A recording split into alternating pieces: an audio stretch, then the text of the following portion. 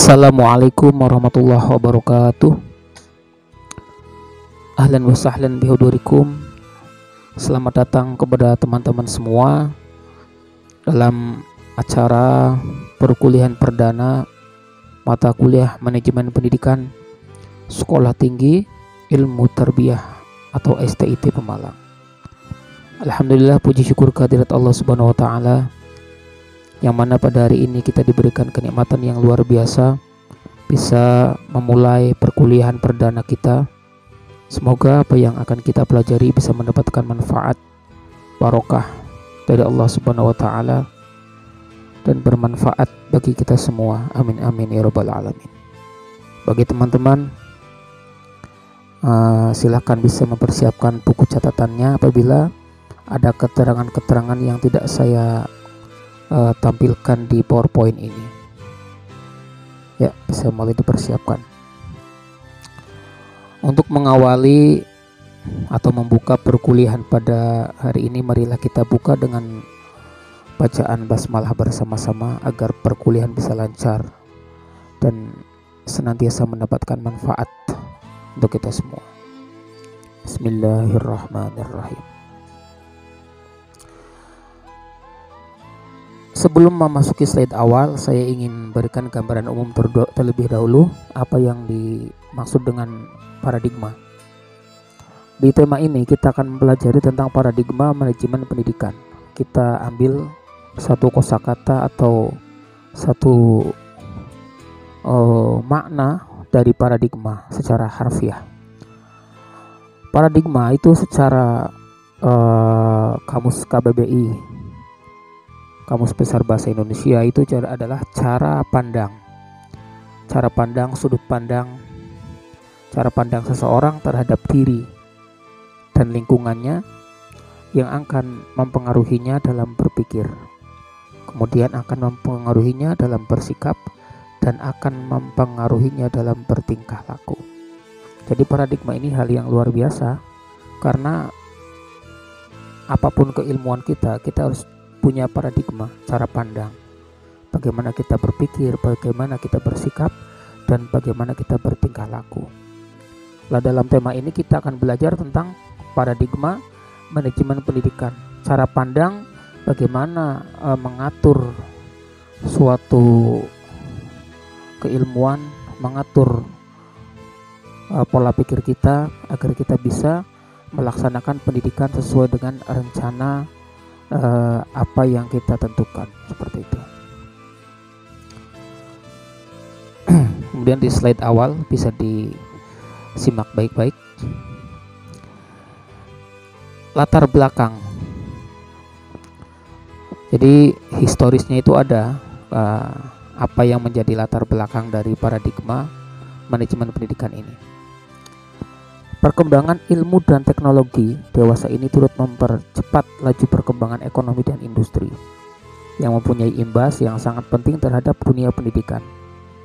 Salah satu dampak pertumbuhan dan perkembangan ekonomi yang paling nyata dirasakan yaitu menyangkut lapangan kerja, baik dilihat dari kebutuhan masyarakat maupun kemampuan dalam menyediakan tenaga kerja. Kita tidak bisa memungkiri kecepatan laju perkembangan ekonomi industri berimbas terhadap dunia pendidikan. Jadi dunia pendidikan itu harus sesuai linear dengan kebutuhan-kebutuhan yang ada di perkembangan zaman ini. Kemudian dalam rangka mempersiapkan tenaga kerja yang sesuai dengan permintaan masyarakat, sesuai dengan kebutuhan masyarakat, pemerintah memulai berusaha meningkatkan mutu pendidikan, meningkatkan daya saing, kualitas pendidikannya. Untuk meningkatkan mutu pendidikan diperlukan yaitu sebuah penataan, kemudian pengaturan, penilaian, dan pengawasan yang tersusun secara rapi. Semua itu dapat terlaksana dengan baik jika pengelola pendidikan telah mempunyai pengetahuan yang memadai tentang pengaturan sistem pendidikan.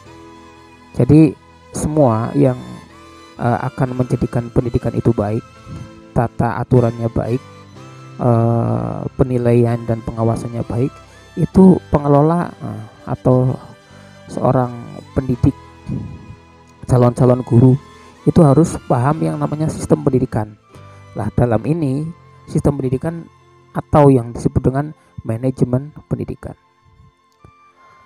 Manajemen pendidikan adalah modal yang penting dalam menggeser paradigma lama dalam pendidikan menuju paradigma baru guna mengembangkan dan mempersiapkan tenaga kerja yang berkualitas tinggi. Dalam manajemen pendidikan dipaparkan tentang banyak hal yang berkaitan dengan pendidikan, bagaimana mengatur yang baik, bagaimana apa sih prinsip-prinsip dalam mengatur suatu organisasi dan lain sebagainya. Kemudian manajemen pendidikan ini sangat penting untuk dipelajari guna mempersiapkan pendidikan yang dapat menciptakan tenaga kerja yang berkualitas atau output yang berkualitas. Ya, kita pindah ke slide kedua. Bab 2 pembahasan ta'rif dari paradigma baru manajemen pendidikan atau pengertian dari paradigma baru manajemen pendidikan. Pada era reformasi, masyarakat Indonesia menginginkan perubahan dalam semua aspek kehidupan bangsa. Pembaruan pada sektor pendidikan yang memiliki peran strategis dan fungsional juga memerlukan paradigma baru yang harus menekankan pada perubahan berpikir, kemudian dalam pengelolaan, kemudian dalam pelaksanaan pendidikan. Pendidikan yang telah berjalan selama ini tidak bisa menjadi penggerak pembangunan di Indonesia. Buktinya apa? Banyak sekali sekolah-sekolah yang berdiri dari tingkat SMP, dari tingkat TK atau RA, kemudian MI atau SD, SMP, SMA sampai jenjang tertinggi perkuliahan, tapi masih banyak sekali rencana pembangunan kita masih timpang dari harapan. Itu menunjukkan bahwa sistem pendidikan kita itu masih terbilang tertinggal, belum masuk ke modernisasi sebuah reformasi pembaruan dalam dunia pendidikan. Paradigma tersebut harus berimplikasi pada perubahan perspektif dalam pembangunan pendidikan, mulai dari perspektif yang menganggap pendidikan sebagai sektor pelayanan umum ke perspektif pendidikan sebagai suatu investasi produk yang mampu mendorong pertumbuhan masyarakat di berbagai bidang kehidupan. Melalui paradigma baru tersebut dimaksudkan pendidikan harus mampu melawan berbagai tantangan dan permasalahan yang terjadi dalam lingkungan hidup. Jadi paradigma ini diharapkan agar pendidikan harus mampu melawan berbagai tantangan dan problematika yang terjadi dalam lingkungan kehidupan. Pendidikan dan kehidupan telah menyatu, maka pendidikan dapat dikatakan sebagai Kemudian, apa saja langkah-langkah untuk melakukan rekonstruksi pendidikan dalam rangka membangun paradigma baru dalam sistem pendidikan nasional? Ini akan kami jelaskan satu persatu.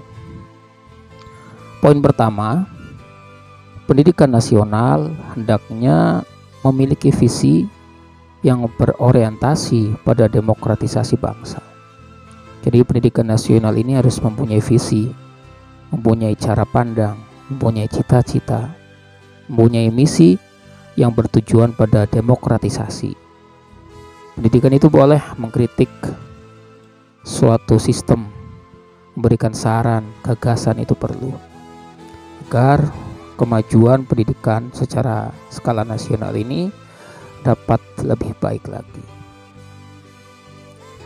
Yang kedua, pendidikan tidak hanya berfokus dalam penyiapan tenaga kerja saja, tetapi untuk memperkuat kemampuan dasar pembelajar sehingga memungkinkan baginya untuk berkembang lebih jauh dalam konteks kehidupan global.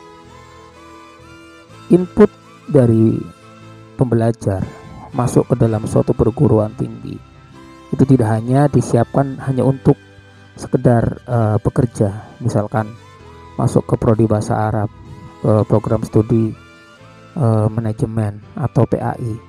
Itu jangan hanya berpikir setelah lulus bekerja, tetapi di dalamnya harus diperkuat kemampuan dasar untuk para pembelajar, sehingga apa? Akan adanya inovasi, penemuan-penemuan baru, teori-teori baru dalam menyongsong pendidikan secara nasional ini agar lebih maju dalam konteks kehidupan global atau internasional.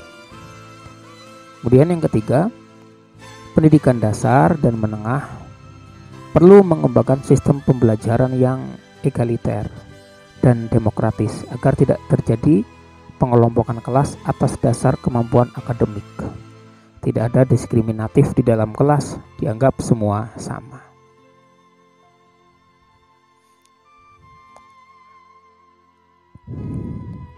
Kemudian poin yang keempat, langkah melakukan rekonstruksi dalam pendidikan membangun paradigma baru sistem pendidikan nasional ini adalah substansi pendidikan dasar hendaknya mengacu pada perkembangan potensi dan kreativitas pembelajar. Dosen membimbing mahasiswanya agar melakukan pembelajaran dengan baik, meneliti dengan baik, membuat tulisan, berkarya. Itu fungsi dari pendidikan. Pendidikan menengah dan tinggi hendaknya diarahkan pada membuka kemungkinan perkembangan kepribadian secara vertikal keilmuan dan horizontal keterkaitan antar bidang keilmuan. Nah, yang kelima, pendidikan tinggi harus mempersiapkan dan memperkuat kemampuan dasar mahasiswa. Ini lagi-lagi proses dalam perkuliahan. Dalam suatu pembelajaran itu harus kita mempunyai tekad yang kuat. Agar apa? Kemampuan dasar kita itu terpacu untuk improvisasi, menambah lagi, menambah mutu, menambah daya saing. Untuk apa? Berkembang baik secara individu, secara personalnya baik, kemudian secara anggota atau kelompok dalam kelas, dalam kampus, maupun anggota masyarakat, maupun sebagai warga dan negara dalam konteks global. Kemudian yang keenam, kebijakan kurikulum untuk mencapai tujuan pendidikan nasional itu harus memperhatikan tahap perkembangan pembelajar dan kesesuaian dengan lingkungan, perkembangan ilmu pengetahuan, teknologi, budaya, seni, serta sesuai dengan jenjang masing-masing. Satuan pendidikan dengan mengembangkan proses pembelajaran yang kreatif.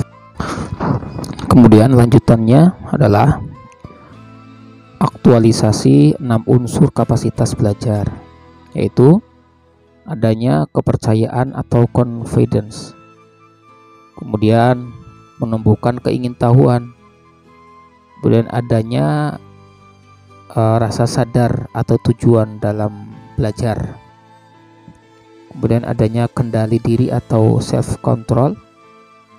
Yang kelima yaitu mampu bekerja sama atau work together, dan yang keenam yaitu kemampuan bergaul secara harmonis dan saling pengertian.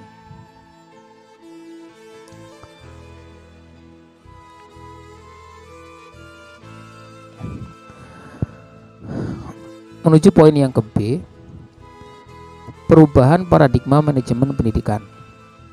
Dalam undang-undang tentang otonomi daerah, pemerintah itu memberikan kewenangan kepada daerah, termasuk kewenangan dalam pengelolaan pendidikan di tingkat sekolah.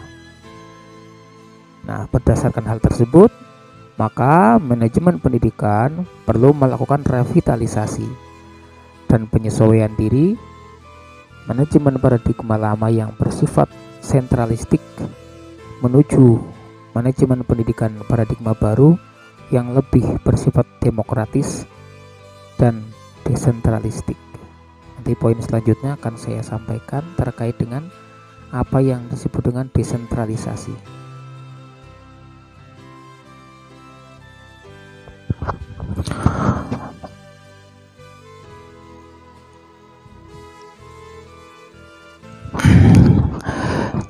Desentralisasi manajemen pendidikan ini adalah suatu konsep baru yang ditawarkan dari pemerintah ke daerah-daerah otonom.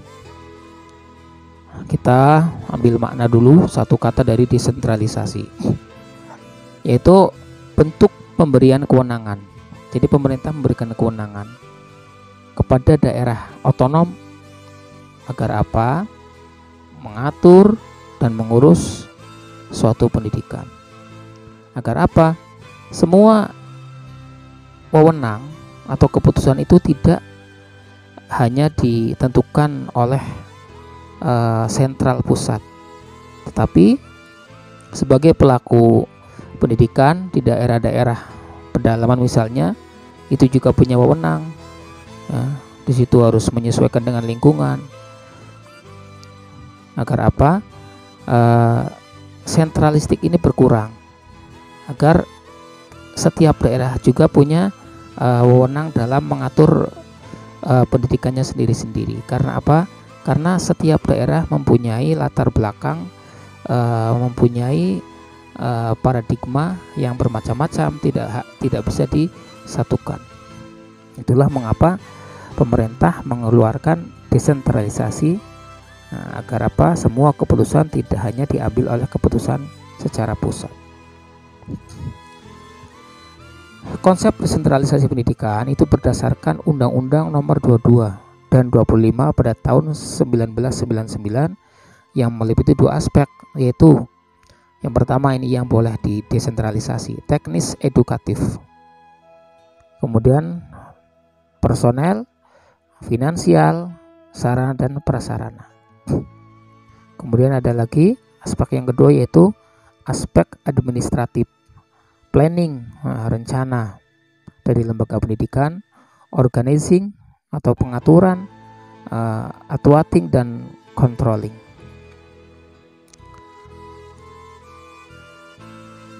Selanjutnya, model pendidikan dalam prinsip desentralisasi ini merupakan terobosan sebuah pola rancangan dalam meningkatkan partisipasi masyarakat, pemerataan kesempatan, serta efisiensi pelayanan. Bentuk terobosan tersebut meliputi yang pertama adalah perancangan yang didesain secara bottom up pada level kabupaten atau kota. Jadi boleh membuat rancangan nanti diusulkan kepada bottom up kepada pemerintah pusat atau Kementerian Pendidikan dan Kebudayaan. Kemudian integrasi antar satuan pendidikan sekolah dan madrasah. Integrasi antar jenjang pendidikan SD, SLTP atau SMP dalam paket pendidikan dasar. Kemudian adanya integrasi sekolah negeri dan swasta saling berintegrasi bahu-membahu. Kemudian integrasi lintas instansi, yaitu Departemen Pendidikan Nasional, Departemen Agama atau Kementerian Agama, Kementerian Dalam Negeri atau Depdagri. Kemudian integrasi antar tataran atau layers birokrasi pada level sekolah, kabupaten, kota, provinsi, dan pusat.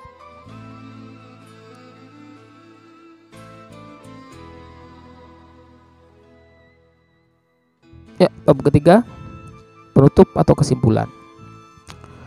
Pembaharuan dalam bidang pendidikan harus dilakukan karena mengingat zaman kian hari kian berubah.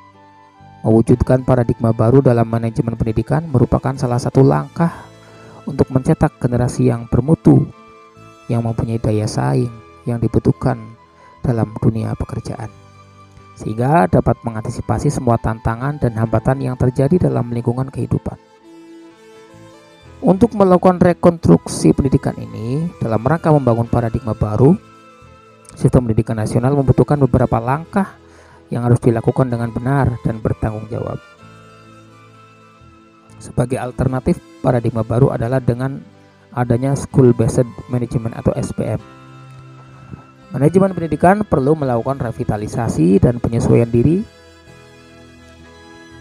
dari manajemen paradigma lama yang bersifat sentralistik menuju manajemen yang bersifat desentralistik. Hal tersebut bersumber dari munculnya otonomi daerah, sehingga pendidikan dapat menyesuaikan diri dengan kebutuhan yang diperlukan berdasarkan keadaan lingkungannya masing-masing. Masing-masing daerah, bahkan masing-masing lembaga mempunyai keleluasaan atau kemandirian untuk membuat dan menentukan kurikulum untuk lembaganya, namun juga harus bisa bertanggung jawab dalam lingkup nasional. Untuk mendukung paradigma baru, manajemen pendidikan dibutuhkan seorang profil manajer yang efektif dan mempunyai kepemimpinan yang transformasional, sehingga semua potensi yang ada di sekolah dapat berfungsi secara optimal. Dalam hal ini juga perlu adanya pemahaman tentang perbedaan antara pemimpin atau ketua. Baiklah, sekian perkuliahan manajemen pendidikan dengan tema yaitu paradigma manajemen pendidikan. Semoga bermanfaat bagi kita semua. Silakan nanti absensi, dan kalau ada pertanyaan silakan di kolom komentar dituliskan. Insya Allah kami akan jawab dengan semaksimal mungkin. Semoga bermanfaat bagi kita semua. Kita akhiri akhirul kalam.